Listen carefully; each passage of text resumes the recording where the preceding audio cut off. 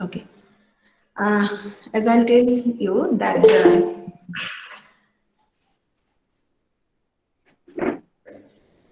okay. Can you hear? Okay. Visal is there. Okay. Yeah. Shayasri, Anindita is present. Okay. Okay. One thing I'd like to ask you regarding the recorded video lectures which I have already shared with you. Could you able to access those recorded video lectures for a new media course? Because I have received a message, perhaps it is from Anindita, there was no name in that message saying that she could not able to access the recorded live class which I have shared with you.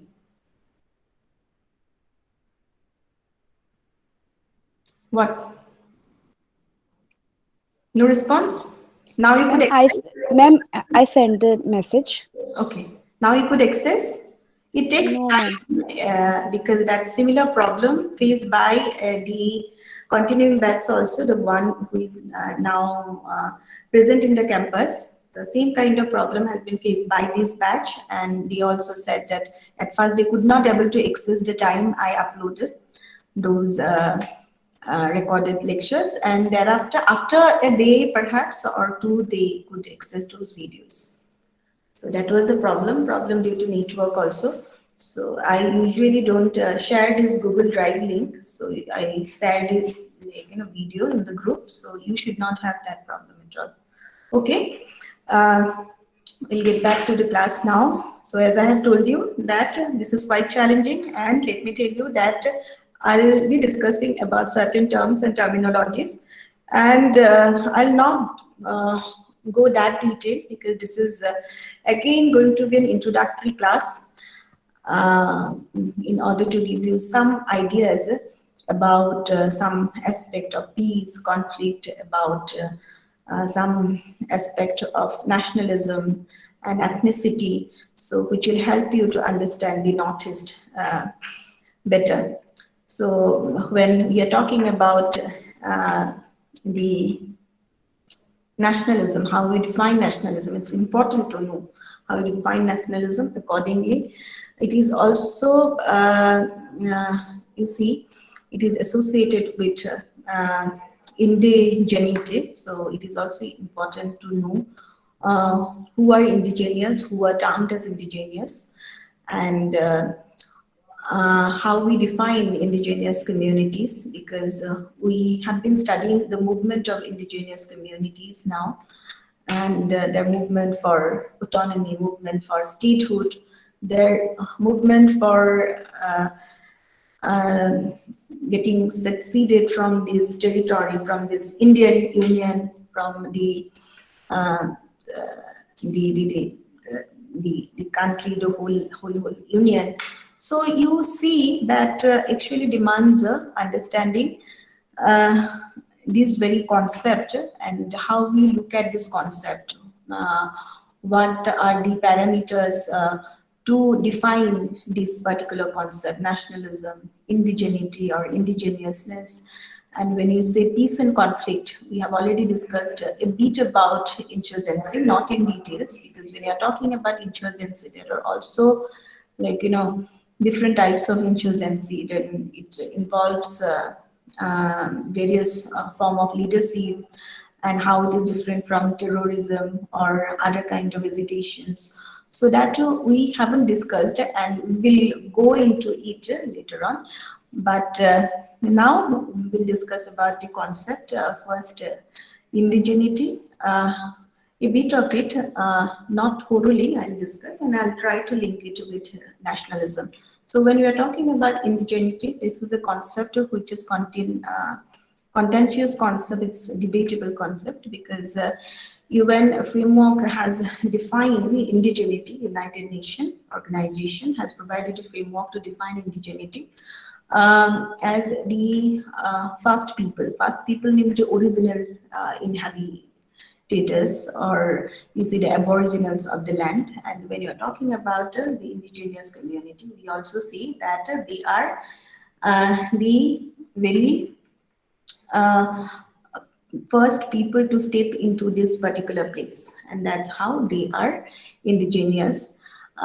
But you see, there are some inconsistencies with this kind of definitions, and due to adequate you see elaboration, so it is not this definition cannot fulfill the criteria of indigeneity. And UN has also in that framework provided that indigeneity means the descendant of those people who have occupied a given territory, and that territory has been annexed or invaded by foreigners, or annexed or invaded by, you see, other settlers, and who replaced the indigenous form of governance and also their system of development. So in that way also we can have a definition of indigeneity, and there are certain aspects to look at indigeneity. First aspect is the original inhabitants, original aboriginals, or the first people itself. And the second aspect is the, you see, this structural, very structural aspect, the way they are non-dominant in their own land because of their cultural distinctiveness, because indigenous communities having that cultural distinctiveness by which they are different from the other communities. And that's what differentiate indigenous communities from the, you say, uh, other communities, or rest of the communities, or mainstream communities when you say. So this non-dominant aspect, because they relate to that non-dominant culture, and because of their distinctiveness, and that's how they differentiate themselves from majoritarian culture. And that's one aspect to look at indigeneity. And third aspect to look at indigeneity is their very way of identification. So that self-identification is another aspect of indigeneity.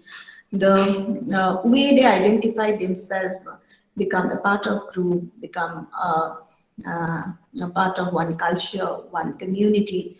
So that's what will also define indigeneity. So these are certain aspects which is important to look at indigeneity, because I would like to go by one example, how some literature on indigeneity has, like, has elaborated that particular concept with some example, and I have taken that example from that literature only, and forgot the name of that literature. I'll share with you that PDF file. I can share with you later. So that Bodo Santhal conflict.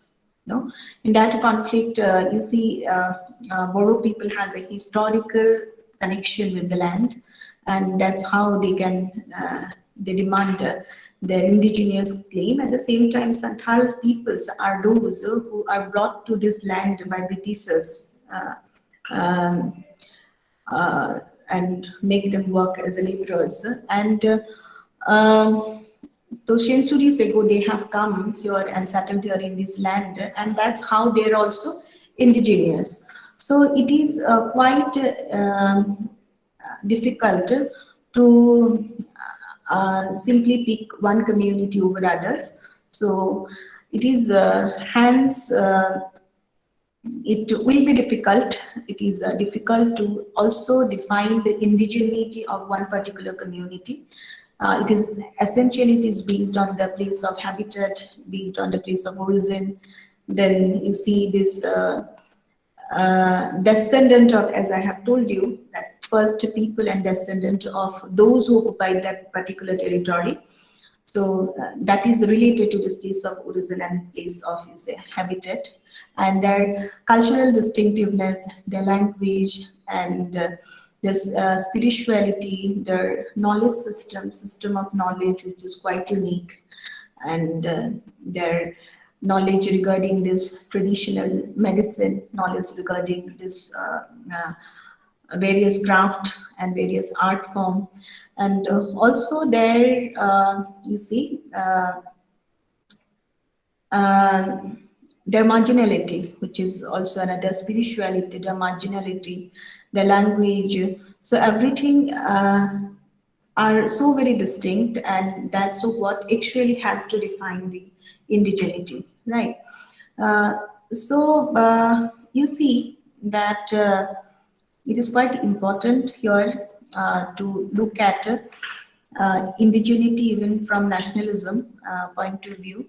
And when you're talking about nationalism, nationalism is something which uh, is much related to consciousness. It is a kind of consciousness help to bind one particular community and create ties among the communities, and that could further this process of nation building and socio-economic development, and that's how we could define nationalism. And when you actually try to look at this micro-nationalism here in India, because in the first class itself, I have already discussed about the regionalism and that micro-nationalism, because regionalism itself is a kind of micro-nationalism which has taken expression of, you see, that parochialism, that narrow um, uh,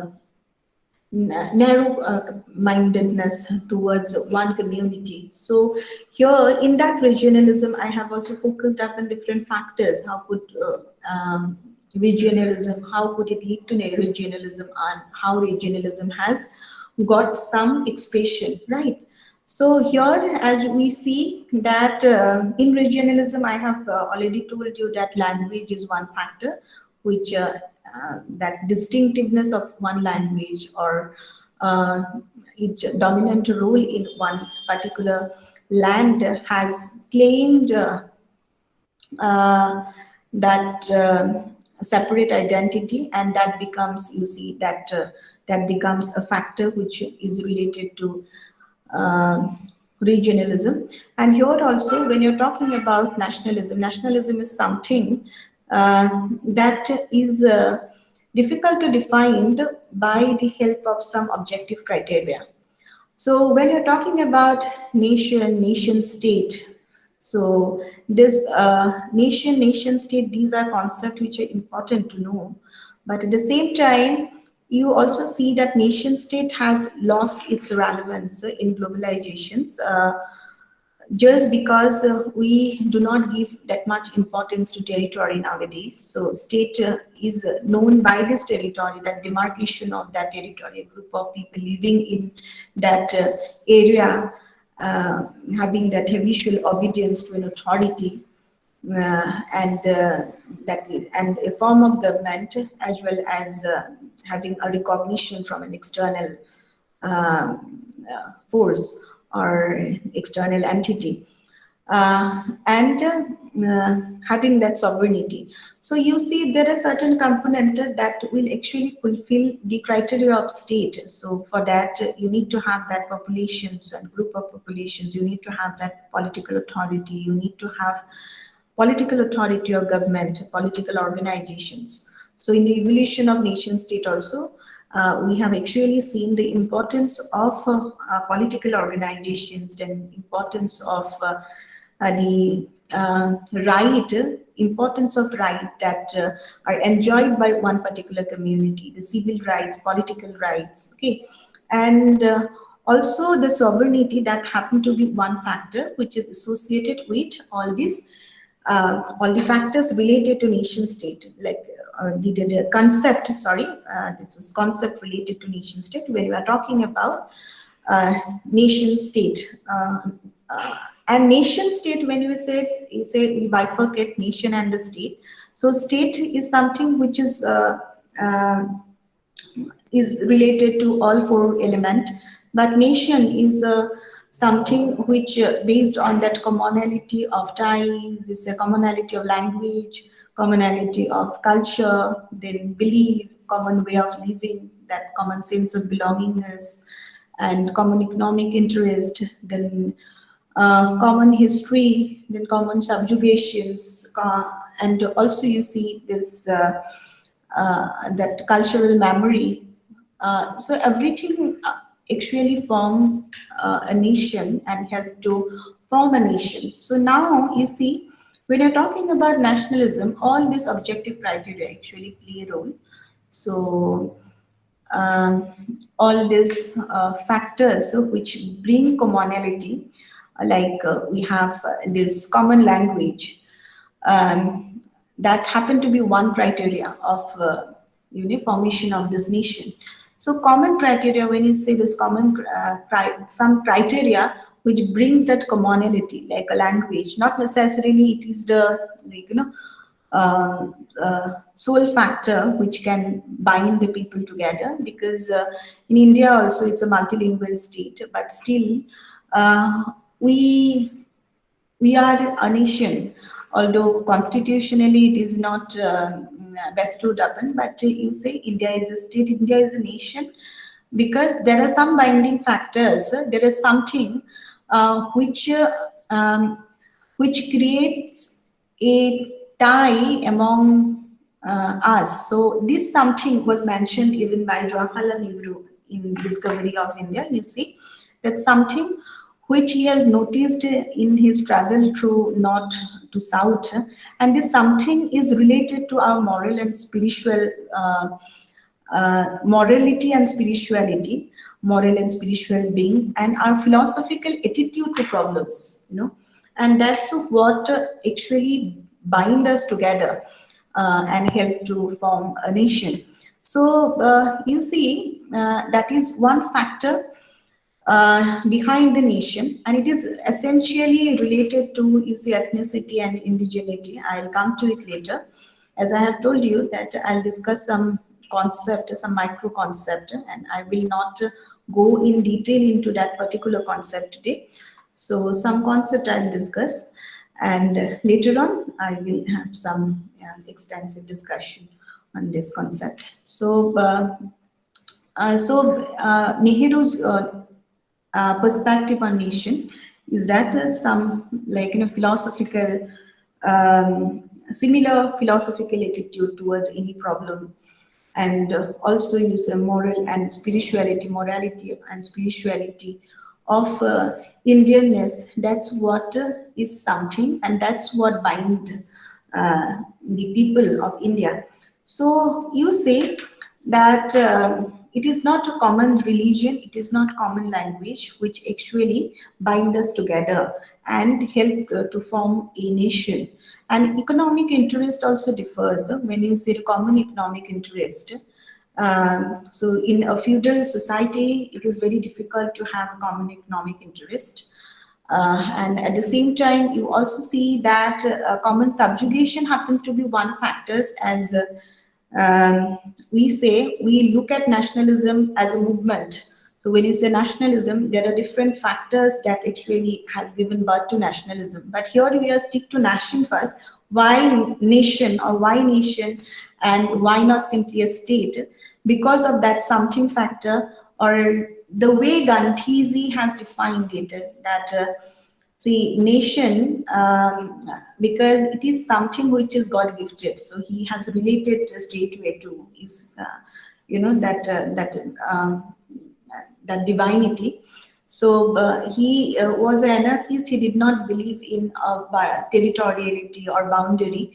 In fact, he also did not want to impose integration, norms of integrations on any country or any state which do not want to be a part of Indian Union.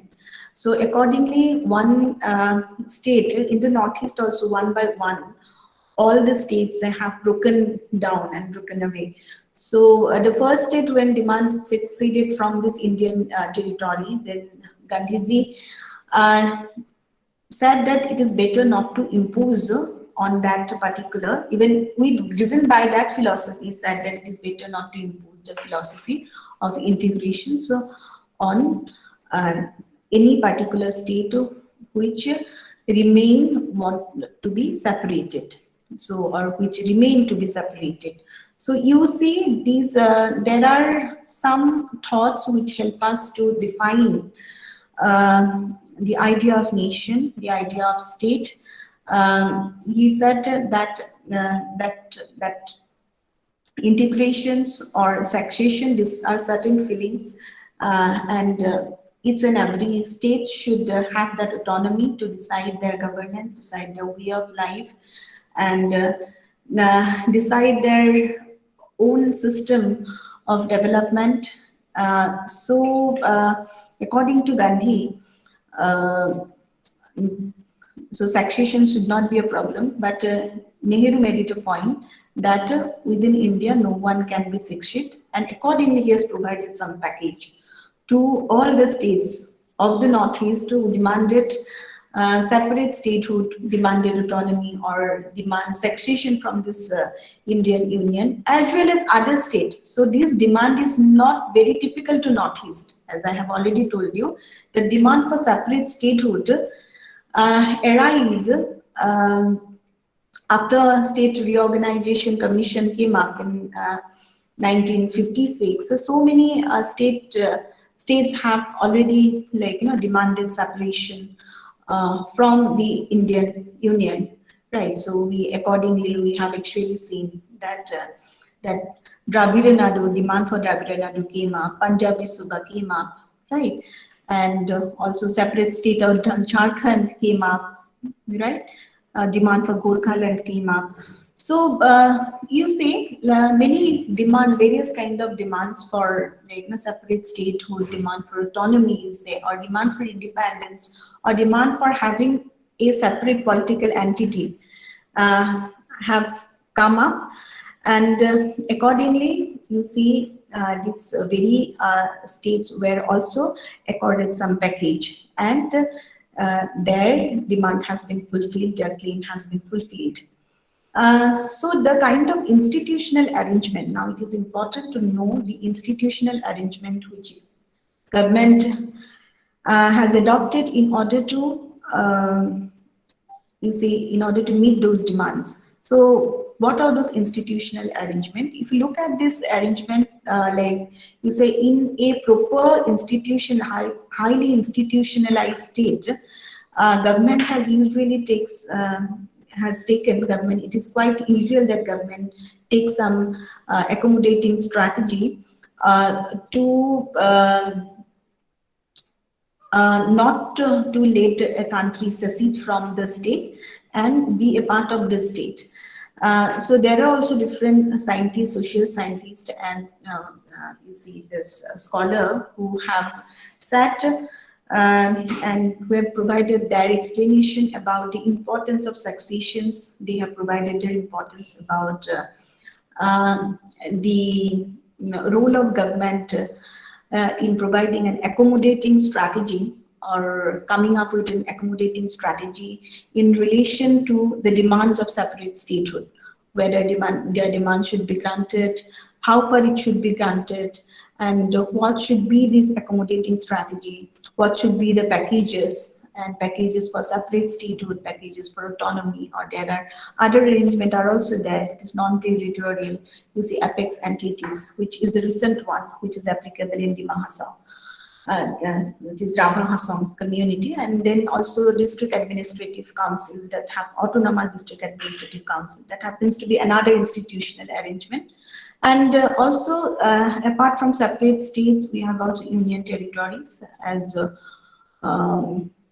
well as state within the state. That happens to be another institutional arrangement. So there are around 5 kind of institutional arrangement through which government can accommodate demand. One is non-territorial apex entities, which happen to be the contemporary one. Then second one is state within the state, apart from state and union territories. State and union territories are already there, separate state and union territories. And then we have district autonomous council. So these are the 5 institutional arrangements through which demands are being accommodated. Demands for separate statehood have been accommodated.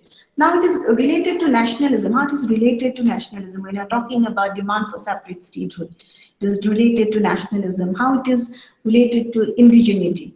And it is quite important to know in this particular paper because it is basically in media in Northeast, you get to find uh, um, a component related to insurgency, movement, violence, how media actually report the Northeast. Even if you look at mainstream media, how mainstream media has reported Northeast India, so how Northeast India has been even represented in mainstream media. So you could actually see we are represented um, by way of uh, the violence and insurgency porn area, right? So only the violence and insurgencies are being reported, although not each and every class and conflicts are not reported. But yeah, most of the times we see that there's some like the coverage are based on violence and the conflicts. But any new happenings, new developments are not reported, are not carried forward by mainstream media, are not even followed up by mainstream media. Hence, it is also important to know about the inherent nature of this conflict and why there is a conflict. And these are something which you might have already read, and this is something we are plagued with every day. So in newspaper also there are full of stories on this violence and classes. I'm talking about the local newspaper, but there is a disparity of coverage in terms of mainstream newspaper and local newspaper, and the way that peace process has been covered, the way the class has been covered, conflict has been covered, the way conflict has been reported even. And hence it is important to know the nuances involved in these very insurgencies, this very like you know uh, concept which is related to micronationalism. So as I have already told you, it is regionalism is a sort of micronationalism. So here, Ma'am, basically, yeah, is micro nationalism is similar to subnationalism. yeah, Is both are the same concept, right? right, right. Subnationalism, micronationalism. And when you're talking about ethnicity, nationalism is also something many a time people relate to ethnicity also. But ethnicity is based on that ascriptive differences of one group, right? And that too on the basis of, you see, their appearances, their color, their way of living, and their distinctiveness of language, dialect used, right? So these ascriptive identities has given birth to that ethnicity. And now you see that when you're talking about ethnicity, it has also led to a kind of nationalism. So nationalism is a kind of consciousness, and it is a self-consciousness. It is bigger than this ethnicity, that ethnic consciousness. And it is about protecting the character of this nation. It is about promoting the character of this nation. At the same time, it is also defending and promoting the process of, you see, nation building and development. So not necessarily nationalism is something which is highly, you see, contradictory, in the sense that nationalism itself uh, is decisive factor. So it will also lead to, you see, statehood. At the same time, it will also separate statehood. It will also lead to fragmentation of the community if we relate it to ethnicity. Are you getting? So if we relate nationalism to ethnicity, it is not necessarily it will lead to too much of fragmentations. But yeah, there are some, you see, there are some essential differences, even when we try to define nationalism. Now we see when we try to define nationalism, there are also different facets of nationalism. We have a civic sense of nationalism. This is related to ourselves, civic nationalism. Now, when an individual try to identify himself or herself with the nation, it's a civic nationalism. And we also have that that collectivist nationalism apart from individualistic nationalism. So this definition has also given by How HAO. There are four, not definition, these are four typologies of nationalism he has mentioned. And there is also individualistic kind of nationalism, which is related to the principle of liberal democratic institutions like liberty, equality, human rights. So these are also principle of nationalism at the same times, and quite important. And there is collectivistic nationalism, and collectivistic nationalism is basically, you see, official nationalism, which you get to find everywhere, even China, India, America. So everywhere you get to find this collectivistic nationalism. When we give national interest, when we keep national interest over our individual interest, give precedence over individual interest. And then we have also ethnic nationalism, which is actually based on those, as I've already told you, ascriptive identities, ascriptive differences of this group based on their color, what the appearances, and also place of origin, etc., etc. So you see, in that way, we say that it is bigger than that. Nationalism is something which is bigger than this ethnicity. And in monoethnic society, ethnicity become a nationalism, or even you see nationalism has reduced to a kind of ethnic sentiment in monoethnic society when there is only one ethnic community. And in polyethnic society, you see their ethnic sentiments or ethnic temperament has turned to nationalism or nationalist ideology. It becomes a nationalist ideology. So nationalism is also a movement. So it is also ideology, and it is a reality. It is not like that. It is not a reality. It is a reality. In India, it is a movement, and nationalism has been you say promoted by different factors, and colonial roots happens to be the one factor. Introduction of English education happen to be another factors, right? It has promoted nationalism here in India. At the same time, the repressive policies of Lord Lytton followed by Ripon, which happened to be a liberal government, is one that has lead to nationalism. And also that communication linkages which British and colonial government has established in India, like railroad has established, constructed. Then you see this other from telegraph has been established. That are also some grounds which make people assemble together and connect to each other, express their views, and also discuss their feelings. And that's how you see this feeling of nationalism has spread. And also that year-long subjugations of Britishers, and that exploitations, economic exploitations, and raw material has been drained from this, this land. And then you see products are manufactured, and then again, being sold at a higher price. So that these are some of these factors which have been realized by each and every strata of Indian society who are colonized, and that has also promoted the feeling of nationalism in India. So nationalism is a movement in India. It is also an ideology. It is a movement. Unlike you see nationalism in USA, in China. So it is quite typical. To the context of that particular state, context of that particular,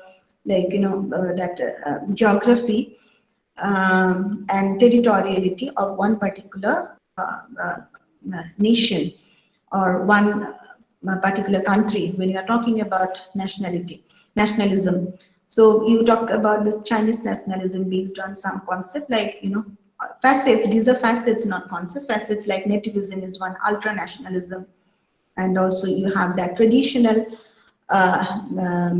that nationalism, or you have pragmatic nationalism. These are some facets of Chinese nationalism, and these facets of nationalism came out of Chinese hostility with US, and also US policy of containment and sanction upon China for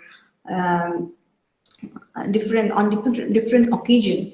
So they are also year-long humiliation which China faced. Yeah, for centuries-long humiliation which China faced and defeat. Um, so that happened to be one factor of the formation of Chinese nationalism. But US nationalism is entirely different. US nationalism is based on, like, uh, their philosophy of imperialism, through which they can expand, through which US can expand their hegemony, expand their rule, and dominate and control different, like, other states. So that is what is US nationalism, and it is based on securitization, based on the policy of us versus they, and based on policy of creating some political adversities like a rock state will create, and in order to even even accentuate that us versus them dichotomy. And also you see this militarisms where US actually maintains secret bases, I mean, across most of the, like, countries across the world, in most of the countries. And more than 2 lakhs, even 3 lakhs, more than 2 lakhs, 3 lakhs army has been deployed in 150 countries in the world. And also you see US nationalism has been reflected even in the form of militarism, when you get to find this military base, this naval base, spy based, and communication base, and even army base in 120 countries. So, and it's spending defense, it's spending on defense. That happens to be one, like, uh, property to measure their nationalism, yeah, attribute to major nationalism, as you can see that more than, like, 50% share US have in global market, the on this arm transfer agreement between developed and developing countries. So US nationalism is entirely related to, you say, expansion of imperialist uh, motive. So US accordingly, in collaboration with WTO, IMF, and World Bank, try to, you see, dominate and control other state, and along with other allies, try to dominate, and allies try to dominate and control the states of the world. But here, when you talk about nationalism in India, nationalism is a movement, and there are several other factors, as I have already told you, and specifically the subjugation. Subjugation, this colonial subjugation happens to be one factor which has promoted the feeling of oneness. And in that way also, you see, common subjugations promoted this feeling of oneness, and that becomes the key determinant of Indian foreign policy. So in that way, we can actually see it has, nationalism has got different, like, facets. Now you talk about the subnationalism. Subnationalism, uh, so when we say subnationalism sentiment, when it started, how it's, like, happened, when it has originated. So it's quite important to know right from the time when Assam is incorporated into uh, this British Empire by Yandabu Shanki, 1876. And by Yandabu Shanki, Assam is incorporated, and then you see, and following that, other hill states are also incorporated. And the time when British encouraged settlers from even Bengal to or other planters to settle in India, and also British allow indiscriminate exploitations of the natural resources or even forest. So from then onwards, we could actually see this movement or flair for this sub-nationalism has started here in India.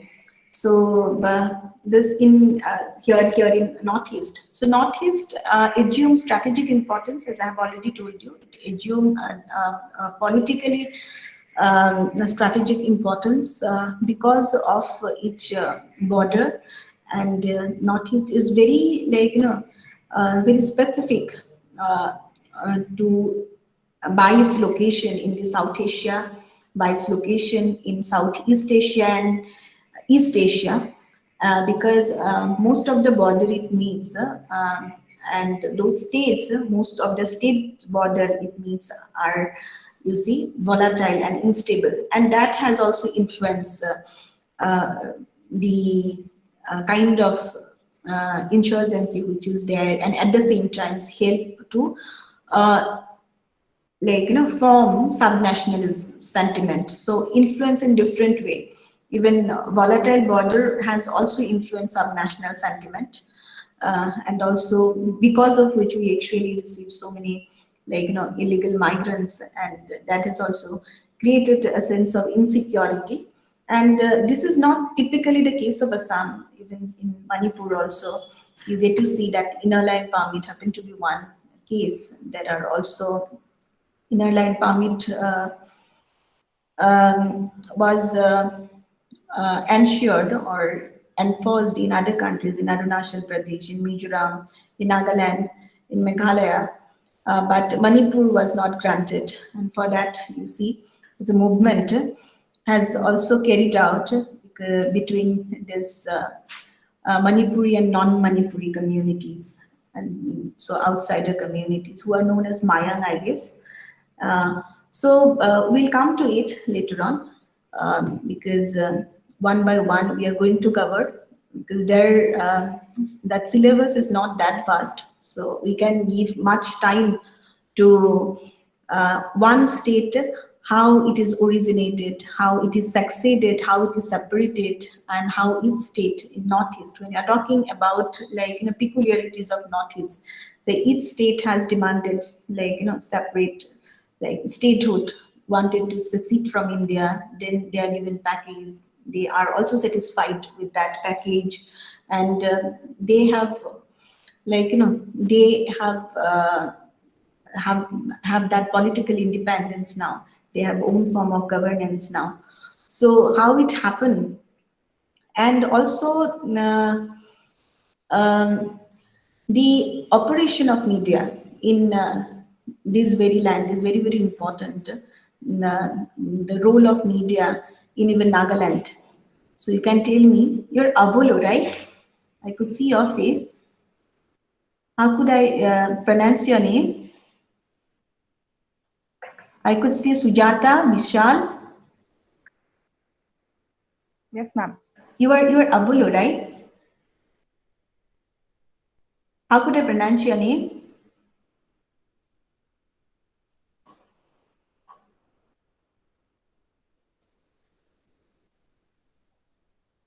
Hello, I'm asking you.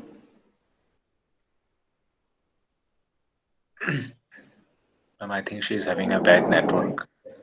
Okay, Yes, I think that too. okay. Ha, okay. How you usually call her? How do you call her? We call her Luna. Huh? Luna. Luna. Yes, ma'am. Okay, Luna. Okay, she's Luna. No, Luna. Okay. Luna, can you hear me? Luna, can you hear me? Okay. Earlier also it happens. One of my students was from Nagaland and having serious network issues. And during exam time, they said that they had to go to a camp. They organize a camp of students, and at a higher land, sort of plain areas inside in the hill only, so where they could access network. So and in the exam days, no, during that exam they moved to that place, and they managed their food also. They slept there. So that was the condition of network in Nagaland. I see he's not from Manipur. He's from Nagaland, I guess, or Mizoram. I forgot. Nagaland might be Nagaland. He's from Nagaland. Okay. So network happens to be a tremendous issue. So we will also come to it, like problem related to network that happened to be a part of New York. I think, sorry, happened to be a part of new media. So we are here to discuss about new media. So you might have gone through all the video lectures, whatever I have shared with you, and you might have developed some understanding about new media. And it is quite easier to have some understanding about new media because that is the media which you use for like in day-to-day purpose. That mobile, you were using that mobile phone, you were using that internet. So here we will actually learn certain features and properties of mobile phone, some features and properties of that internet or digital media. When you say digital media, so mobile and internet will be some example of media, but it will be easier for us if or it will be appropriate for us if we say the word digital media. So we will discuss those features, or there we can discuss about access issues, because access happens to be one very serious problem. Okay, Bisal Kalita has raised hand. Yeah. Ma'am, on this paper, can you help us by providing some studying or reading material? Because now we don't have access to the college library, of course. So it will be really helpful if you can provide us some On which paper? on this paper, ma'am. Media in Northeast India. Sure, sure. I can provide you. And for the first time, I'm actually teaching this, taking this paper. In fact, I'm also dart of materials right at this moment, but I can share you some of the PDF file, and also there are um, um, some important books that might be in library. I can access those. I can provide you. At least if I provide you the name, and it might be worth purchasing also. You can purchase it online, right? So it will not that it will cost you that much. So so that I could do, or else some online version, a book might also be available. So if I could find that book available, I can share with you. Okay, so that is basically about nationalism as well as indigeneity, and okay, we look at it today. What is the time? Okay. Okay. So Luna has asked us. Okay. Okay. Will you be introduced to algorithms of the internet, and will it be limited to some applications in particular? Let me tell you, I will not introduce algorithms because you see, this is about new media. This is entirely limited to theory, principles, and evolutions, right? But there are some practical component in it. Earlier, we learned HTML, not algorithm, HTML. So I taught them HTML, and also I remember that I equipped them with that software Dreamweaver. But nowadays, you see a lot of online templates are available. So not necessarily students would like to sit in front of computers and they play with those codes, HTML codes, and other higher level JavaScript and all. The better they download the template and feed the content. So I emphasize more on content. So I'll take some practical class on social media campaign for this paper called New Media. So that will be a practical component part. And I'll also give you some instruction regarding how to write a blog and develop a blog, which you can do at your own, sitting at home. So in that way, it will be helpful for you. But little bit of HTML, it's better for you to learn, which I also learned here. So that you are acquainted with the code, even if something go wrong with the page, you actually know at least the syntax, basic syntax, and some color templates you can make. So even resume, when you have to make a resume, you can do it your own. Not that necessary, I'll say that it is very, very essential because templates are available nowadays. All the templates are freely available, so you can add.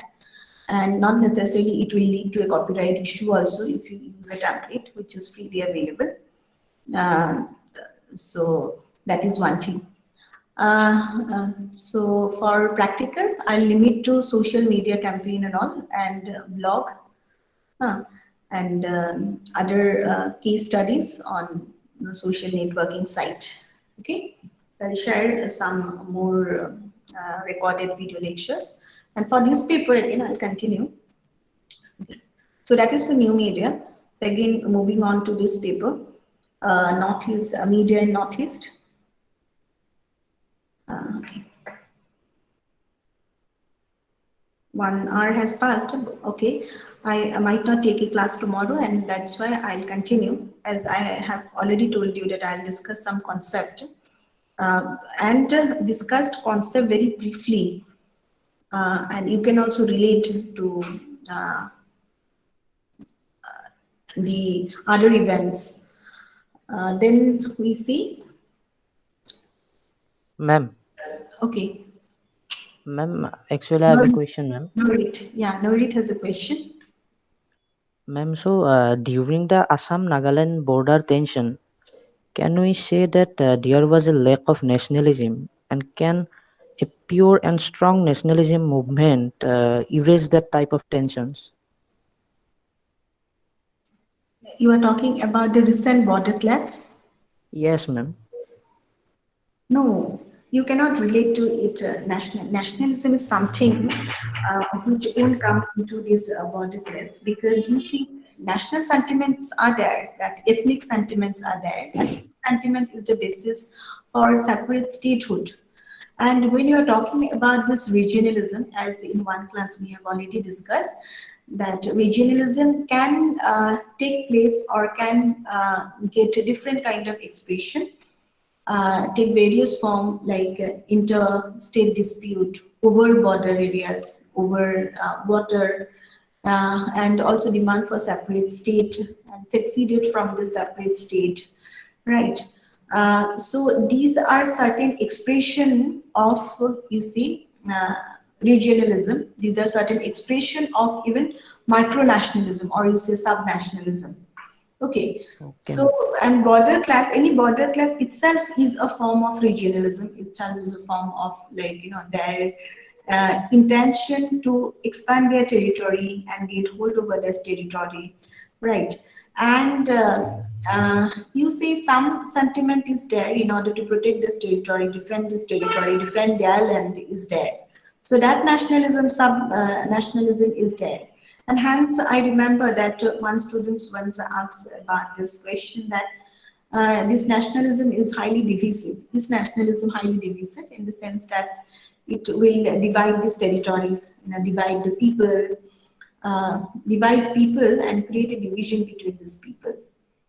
Um, Yes, to certain extent, sometimes we say that these divisive tendencies are there when we look at this parochialness of that nationalism, and it has got different, as I have already told you, it has got different variant. So we simply cannot make a very fixed definition of nationalism, because it is what is nationalism is all about. So this is a pure form of self-consciousness towards like in a nation building, self-consciousness towards a nation, towards a land, towards the land you are living.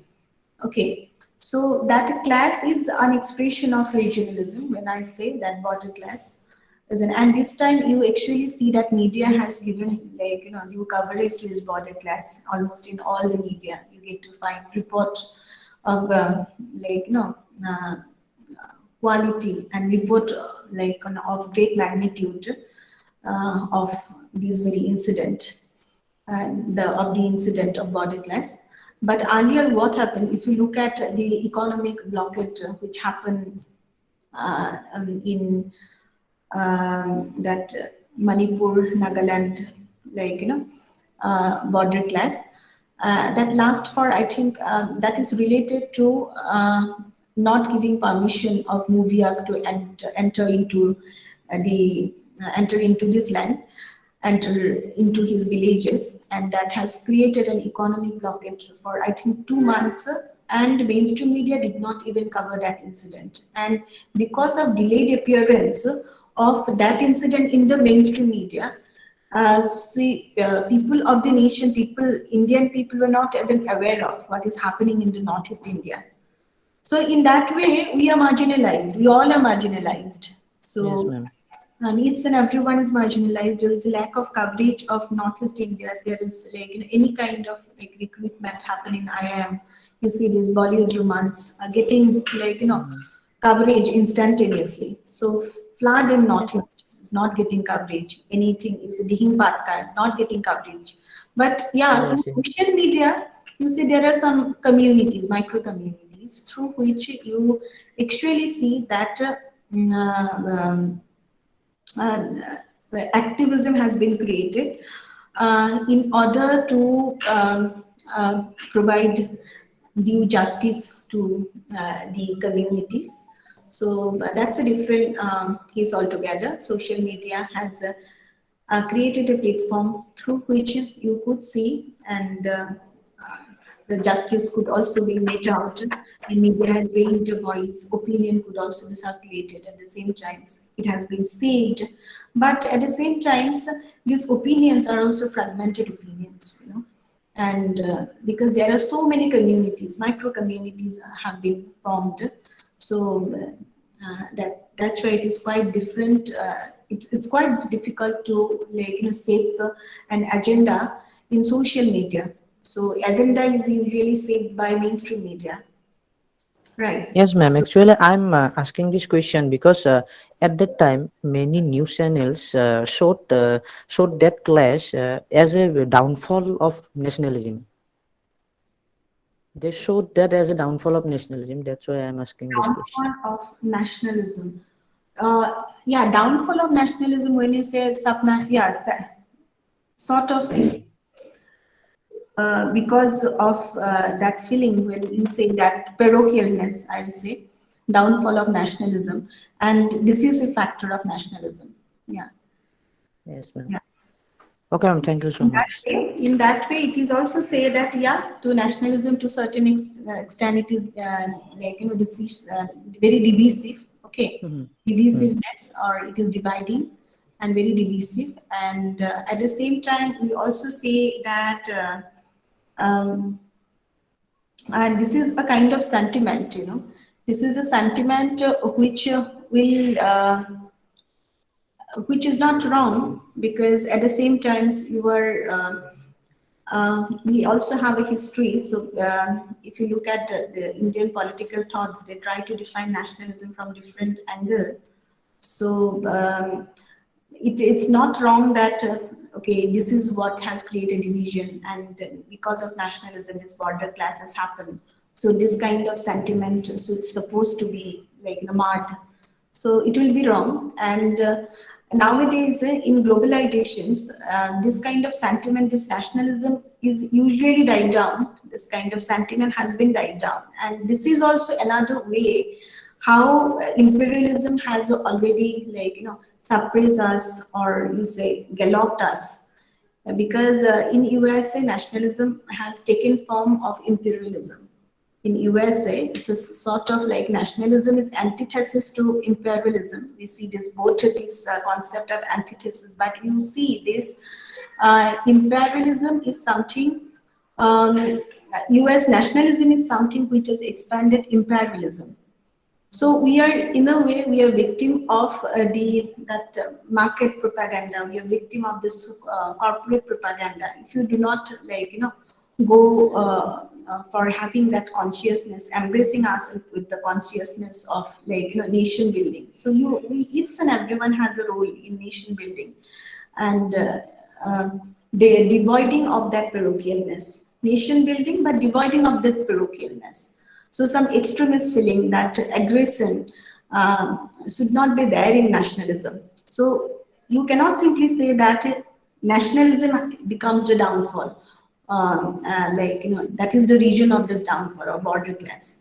But it is this aggressions. It is this extreme sense of parochialism It is not just nationalism. And you see this ethno-nationalism when we see ethnicity, basically that ethnicity that becomes this, or ethno-nationalism becomes the region of downfall.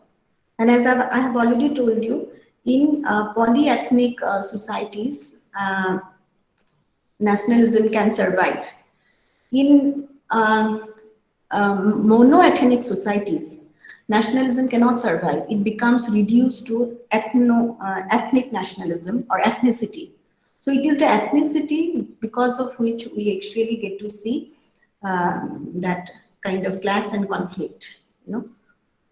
So in mono-ethnic state, mono-ethnic state, there is only one ethnic community. Okay, so how can you actually define nationalism in that their parochialness to their ascriptive differences or ascriptive identities or indigeneity? When I say indigeneity, that's what defines, that's what categorized it as ethnic community. But in a polyethnic society, India happens to be a polyethnic society. So there are cohabitants of different nations altogether, cohabitants, and different ethnicities altogether. And that becomes a vibrant platform that has given birth to nationalism. And it has created a platform and given birth to nationalism.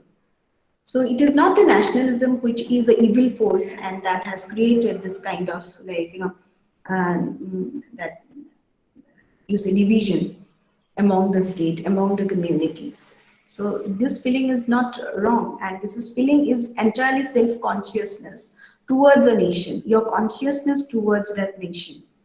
So it is more than ethnicity. So it's fine, Noiri? Yes, ma'am. Yes, I got it. Actually fine, ma'am. Okay. Anything else? You understood? Okay, Anindita, yeah. Good evening, ma'am. Yeah. Ma'am, is in the mindset of people of Assam and the Northeast, is exist a huge difference between nationalism and regionalism? Is this thing is the main reason of a regional movement in Assam and the entire Northeast? Okay, so you are saying that in Assam, people could not differentiate between nationalism and regionalism. Ma'am, And they get a vast difference between regionalism and nationalism. Like they think regionalism and nationalism is completely different. okay, they think that these are different, and Different. consequently, Regional moments are awkward in Assam.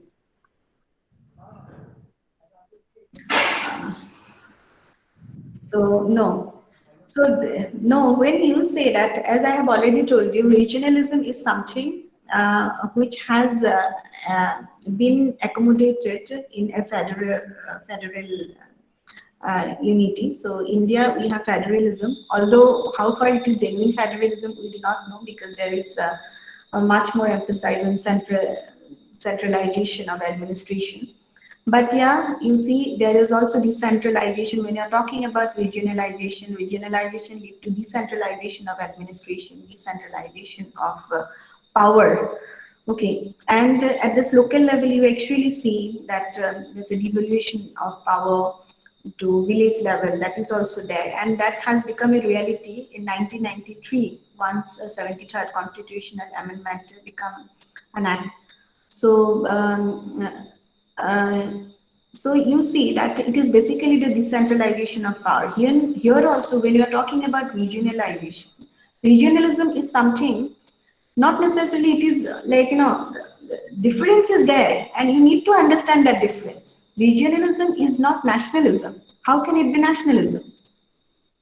And it will not lead to any kind of movement also. Regionalism is something which is necessary at times in order to, you see, in order to have separate, you say, political entity, in order to govern in order to have a sense of that political entity, in order to own a system of socio-political development, in order to decide ourselves the way we want to live.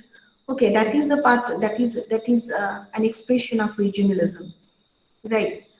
So but we all want to have our own system of governance. Okay. And that is also the basis of indigeneity. You see, when you are talking about indigeneity, the way US framework has said that it's an every indigenous community has a right to have self-determination. So self-determination happens to be the first right of indigenous community.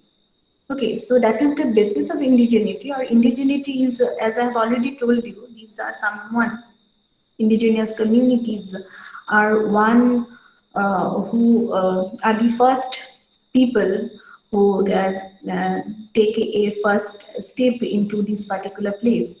So, so in that way, it's an everyone to certain extent are indigenous. So, based on the based on their arrival into this place.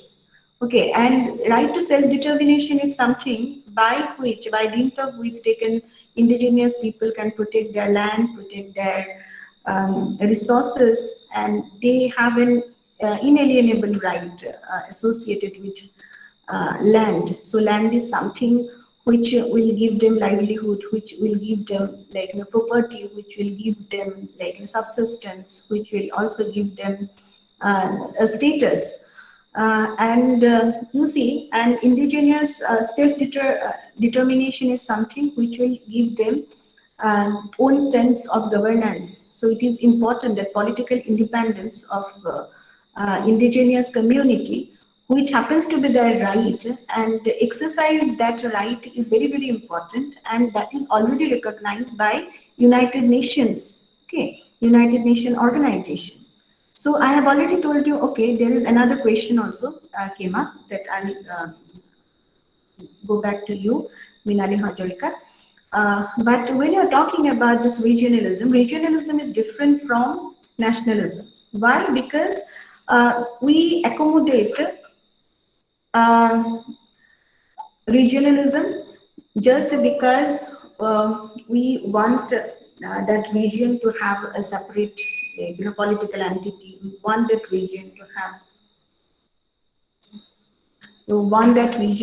separate a system of development, one that region to have separate law, and accordingly you also see in regionalism there are different institutional arrangement, like as I have already told you, autonomous the district autonomous council. What do they actually do? District autonomous council, they have autonomy in case of land use. They have autonomy in case of distribution of land, autonomy in terms of administration of school, administration of social services, and also autonomy in terms of, you see, regulating some of the laws related to inheritance, laws related to, you see, and property, distribution of property.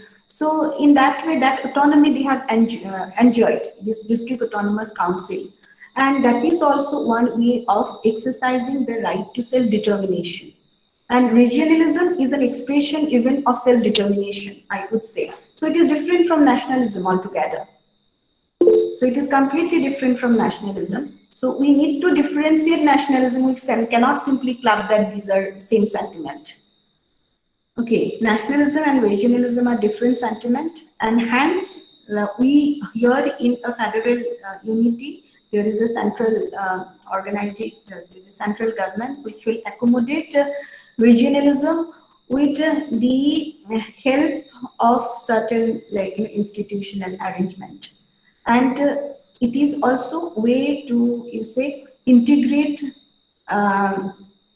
the various sentiment, nationalistic, sub-nationalistic and micro-nationalistic sentiment, which is inherent among those ethnic communities, taking to their ethnic communities, or that ascriptive identities or ethnicity.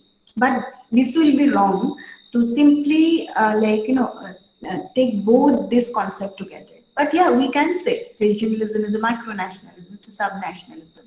So at times it run to an acute level, and it will not lead to movement that differentiate. We differentiate it, and that has created a movement. No, wrong. Okay, and okay. Vishal has a question. I'll come to Minali. Yeah. Ma'am, I don't have a question actually. I have an observation regarding the same thing. Ma'am, I think there is a general assumption among many people in Assam that regionalism and nationalism cannot coexist. Like each time we see something about regionalism, a lot of people think that it's a threat to nationalism. And each time we see something very well focused on nationalism, the regionalists think that it's a threat to regionalism. But I think both the thing can coexist to an extent because even in regionalism, there are two parts, positive and negative regionalism. Each time a state talks about its own interest, for example, allocating more money in the central budget for the state, that's a kind of positive regionalism. The state is talking about its interest, talking about the needs and necessities of its people. Right. But each time a state tries to be a separate country, want to form a separate country, each time whenever a state tries to do that, then it's a form of negative regionalism, and that cannot coexist. But positive regionalism and nationalism can coexist, I think. Even you say you were right, and this is I'll appreciate what you have added. And you see, when you're talking about even nation, nation state, we have already discussed about state and nation and state are two separate concepts. And one nation can also be divided into two separate states. And also, you see that in one state there can be different nations.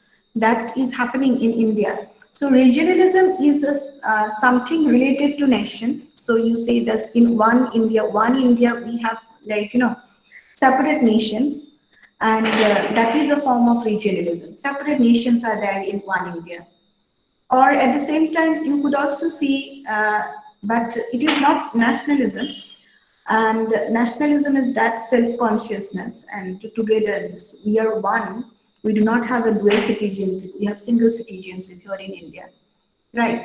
At the same time you see that we are a multilingual country, but in Switzerland, the people speak three languages.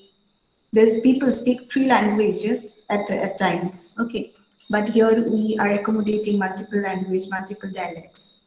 Okay, um, good, good observation. And then I'll come back to Minali. You said about individual nationalism in Assam. Sotoranjan Bora is an individual nationalist. Okay, as because basically he follows the Hinduistic route. Okay, let me tell you, when you're talking about that individualistic nationalism, no, individual nationalism is different. Individual nationalism is related to the principle of liberal democratic institution. So it is related to the principle of justice, liberty, equality, human rights. Okay, civic nationalism is there. Civic nationalism is something when you try to associate or self-identify yourself with the nation. So, and this is there in each and every human being, how we identify ourselves with the nation. And even some the kind of practice we usually do, how we identify ourselves nation. So it is there in every human being. So that is fundamentalist. What Satyaranjan Bora is doing, I think that is a kind of very fundamentalism on his part. So this is not individual nationalism at all. So that is religious fundamentalism. He's a part of religious fundamentalistic spirit or venture. That's what I see. Because at the same time, we also see that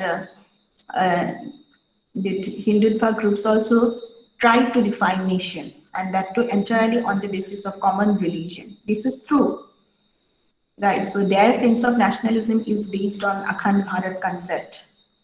There should not be any other religion have a place in this territory. So So that's a different concept altogether, but that has actually led to that fundamentalism. So Satyaranjan Bora's spirit is not individual nationalism at all; it is a fundamental uh, outcome, Okay, ma'am, I got it. fundamentalistic outcome. Okay, it's fine. Yes, ma'am. Okay, okay then we can disperse for today, right? Okay, then. So anything else? I am going to share this recorded video lectures as I have already told you that this is not a perfect time for me to deal with queries and see this is by 5 o'clock. But anyhow, we will tomorrow we are having too many classes, but some class is also like classes between the classes. So in the morning half perhaps I won't be able to take any class. In the evening I'll see if I won't take class, then I'll provide you some recorded video lectures. Okay, that will be fine, no? Thank you then. Thank you, ma'am. Thank you, ma'am. Thank you, ma'am. Thank you, ma'am. Thank you, ma'am.